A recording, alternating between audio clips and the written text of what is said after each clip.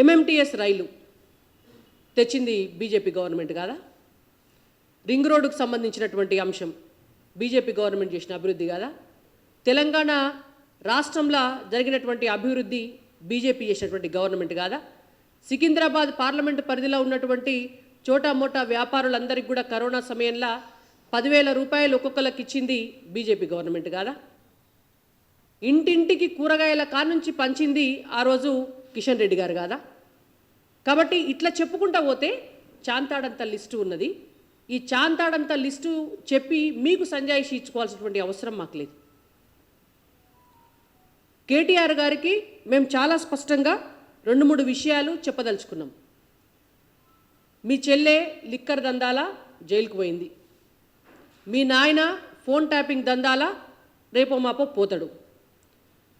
ఆయనతో ఇంకో 3-4 డ్రగ్స్ దందాలో లేకపోతే భూ కబ్జా దందాలో అవి బయటకు వస్తే నువ్వు పోతావు.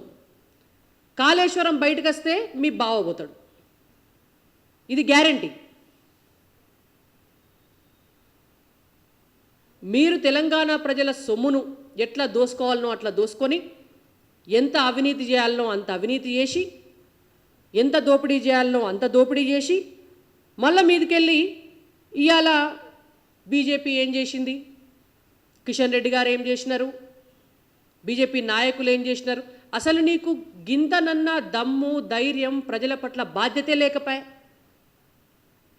ఒక్క కిషన్ రెడ్డి గారే కాదు, ఆ రోజు మా ఇతర ఎంపీలు బండి సంజయ్ గారు కరోనా కిట్టేసుకొని కరీంనగర్ దవాఖానకు బాయ్.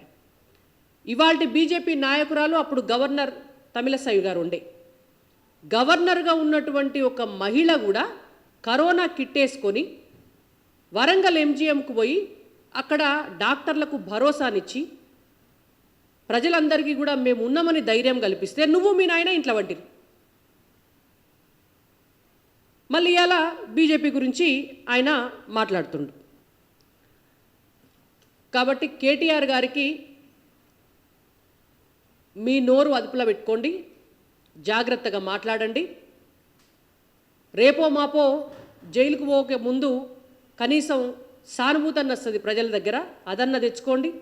మీ ఫోన్ ట్యాపింగ్ వ్యవహారాలల్లా సినిమా సెలబ్రిటీలను మీరు వేధించిన అంశాలు, ఇంకా మీరు చేసినటువంటి కథలన్నీ కూడా బయటకు వస్తాయి.